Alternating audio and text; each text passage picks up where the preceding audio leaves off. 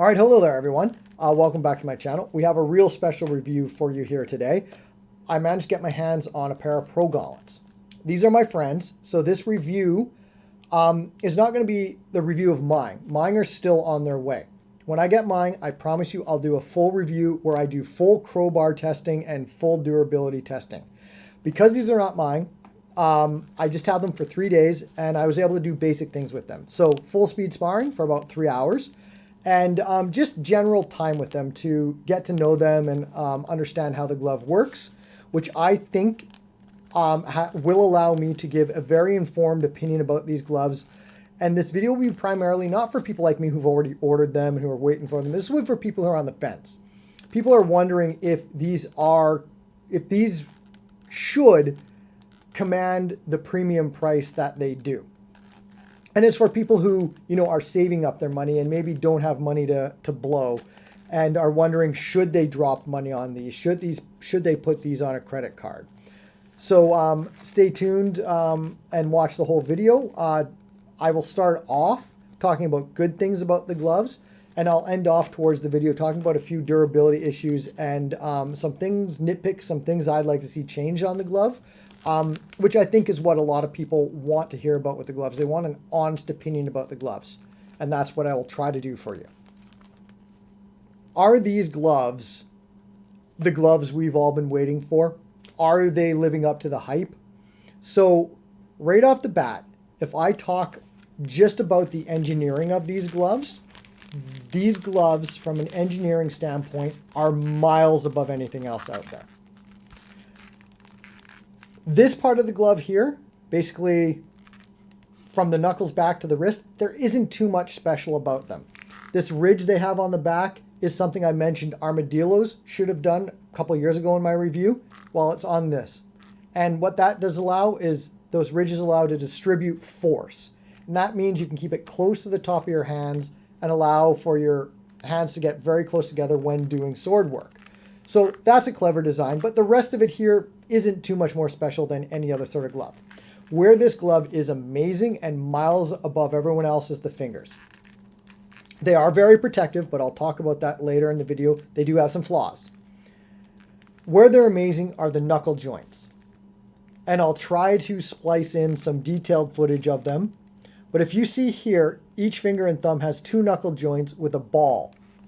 And the knuckle flows over top of it. So as the knuckle bends, you still get protection.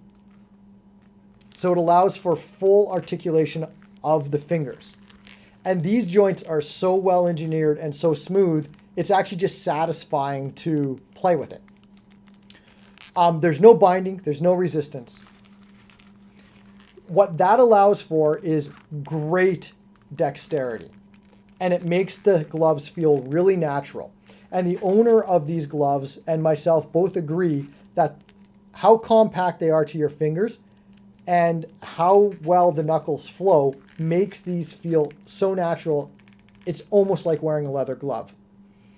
The only reason why it doesn't feel like wearing a leather glove is the rest of the glove. When it comes to the thumb and the way the thumb works, the mobility of the thumb is amazing. As I've mentioned, the word I want to use is very natural. And by natural, I mean that, for instance, if you go to make a fist, notice how that your fingers go into the palm of your hand. Most other gloves I have, whether it's the 5-finger sparring glove or the Infinity Gauntlet, you kind of go like this. You can't actually curl in. This one you can.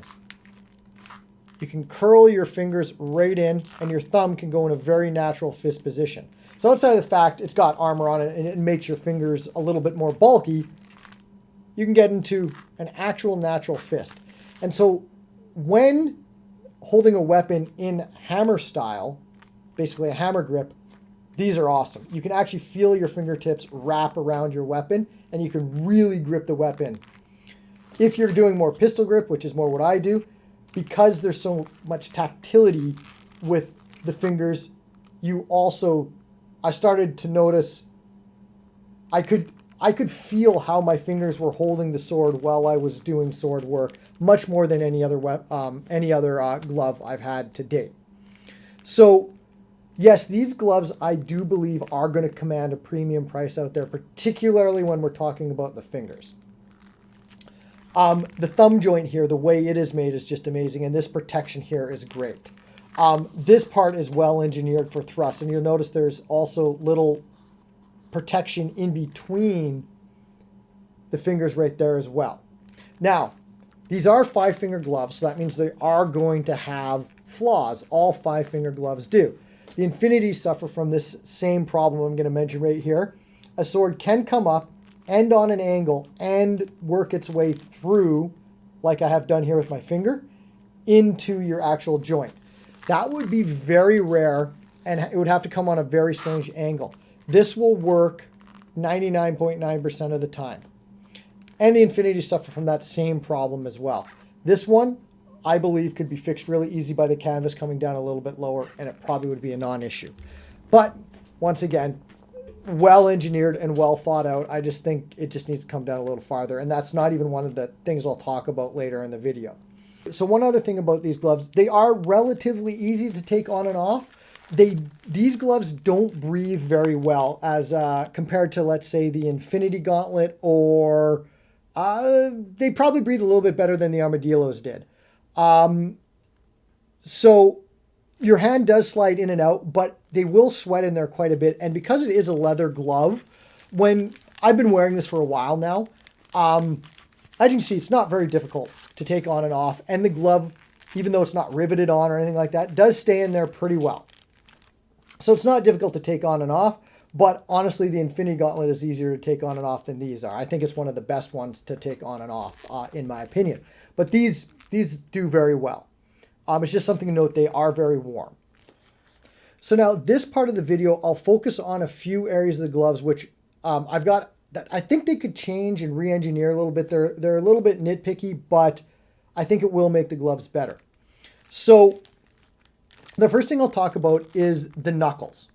Okay, so they designed this with an inner plate and a secondary plate on top, of which the mesh is sandwiched in between. So I think they can attach this mesh just with rivets like Infinities do, or something else, or the ties they already have, and have one layer of plastic.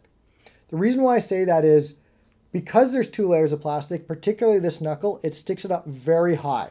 So for instance, my side sword, I can't use these with my side sword because my side sword has a knuckle protector ring on it, which I can't get in because it catches on this upper knuckle.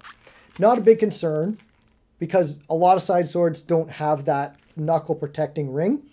And these gloves are so protective, you don't need that ring. So once again, that's just an issue with a specific sword.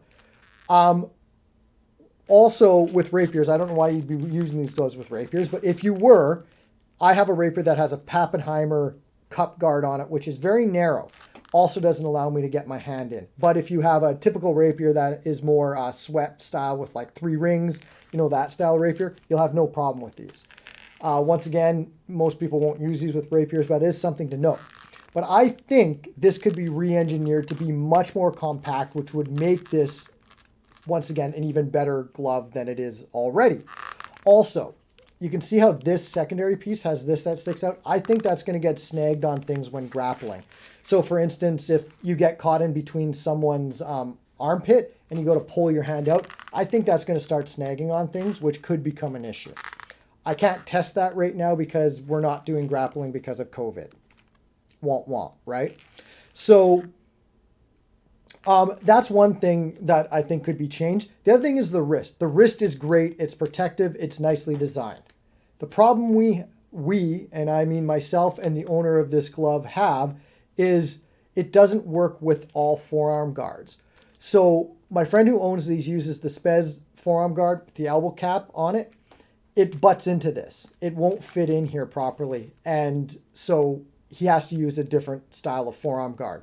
This will probably work with a lot of thin, small forearm guards like Destroyer Mod, the plastic type ones. This will work. But also I have a Neiman long coat and it has built-in armor in the forearm. It jams up against this as well and creates a gap and doesn't work. So as I say in almost all of my review videos now, every glove needs to come with the option to have a hourglass style wrist.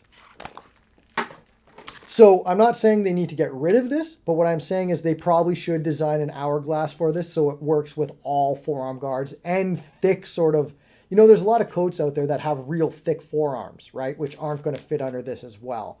So once again, having an hourglass design on this, it'll work for everything out there. And it looks like they could easily do it as well. So once again, that's not really an issue with the design in itself, and it doesn't make the glove bad in any way, but it is something to note. So that's sort of the nitpick things I have about this. Now, when it comes to durability, there is one big issue. So you'll see on here what these tiny little straps, I'll try to get some closer footage of it for you guys as well. They're garbage. So that's what keeps your finger locked into the armor. They're too thin, and in the 3 hours of sparring I've had, 2 are lost. They fell off. I couldn't find them. 2 more came undone. I had to retie them. And the thumb one, which is Velcro, which you can see there, kept snagging on just the tape and stuff on my longsword and kept opening, and I had to keep closing it. So, yeah, that's not anything to keep you from buying these gloves. But honestly, for the premium cost, they need to look at that. They need to make that better. And honestly, what the Infinity Gauntlet has right there has never come undone, has never come off. And you can see it's really thick. It's not tight. It doesn't pinch. It doesn't do anything bad. That's the sort of solution that these need. They need something that robust. And the way they sort of attach, here, just give me 1 second. The way they tie in, you can see that little hole right there. That's how they tie in. And trying to thread through that is also very difficult. So that's something that does need to be sorted out with the gloves, I believe, as soon as possible. Because no one's going to want to be, after a few hours of sparring, constantly replacing those or retying those. The only other durability issue that I saw was when using my side sword and putting my finger over top of the crossguard. These really intricate tying methods they have in order to make the knuckles do what they do. I saw on the inside of this one, it was rubbing against the crossguard. And unfortunately, I think over time that's going to wear these out. So I don't think on any other fingers it's going to be much of an issue, but on some of the fingers, you might start seeing some wear on those, which can be an issue because most normal people aren't going to be able to fix those. So that's another durability potential future issue I could see coming. But it's sort of a trade-off on these because I don't know of any other way they're going to be able to do this. And we'll have to see how long they last over time as well. They might last for a really long time. One more issue with the gloves. So these gloves are heavy duty and they're very protective, and you can use them for longsword. If you get hit up here, amazing protection. If you get hit dead on the fingers, amazing protection. The finger caps though, actually let's talk about the pinky first. So because they are so form fit to your finger, they're right against your finger.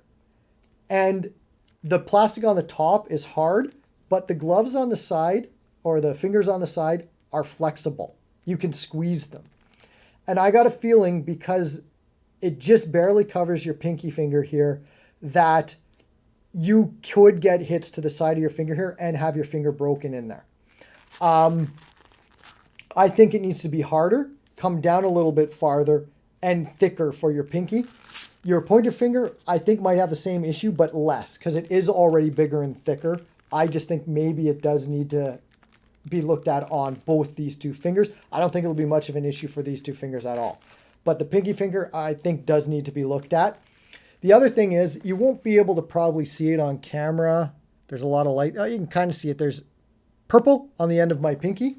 So on my pommel hand, I think I got some video footage of it that I can splice in. We're just doing some almost full speed work. It was a little bit slower, but you'll see I was goofing around with my cuts, and then my friend came over and hit my pinky, and it pinched it against the pommel of my sword. And what I had discovered, which I hadn't noticed before, is the tips of the fingers. They're hard on top, but they're flexible on the sides. I might think over time that might be a problem, particularly with the pointer finger and the pinky finger. Because already, just having used the glove for 3 hours, I already do have some bruising on the tip of my finger from that. I do think that the fingertips do need to be rigid on the sides. This flexibility, I don't think will be safe over a long period of time. Not anything to worry about for people who've already ordered their gloves. I think it will do. But I honestly think for these to be really protective, the flexibility does need to go away on the side. How they will do that, I'm not entirely sure, because I'm not sure how they got the hardness on the top and the flexibility on the side. But I do think they, particularly this finger and this finger, it needs to be hard. I can see that being an injury, too many injuries from that. So that's it. That's the flaws I found on the gloves. That's the durability issues I have with the gloves, or I think could be happening with the gloves. So with that being said, I still think these are the best gloves out there on the market. If they fix these certain things or look at some of the nitpicks I had with them, these could go from the greatest glove on the market to the most amazing glove on the market. If you have the money to spend to back this company and just buy the gloves, maybe you have a club and you can bulk buy them, or you just have the money to spend on them, go for it. Get in line, buy these gloves. They're amazing. I really respect the Indigo people and the people who backed these gloves in order to get them where they are. These are by far the best engineered gloves I've ever worn. If you're on the fence or you're saving your pennies for these, maybe wait just a little bit. Maybe wait for a couple versions of the gloves to come out, because I believe these gloves over time are probably going to become one of the best gloves out there, and they will command that premium price that you know they already do command. So I hope this video helps a lot of people out there with these gloves. I can't wait for mine to arrive, and I promise you I will durability test the crap out of these when I do get them. So thanks for watching this video. I hope it was informative. Have a good day or evening out there, and bye.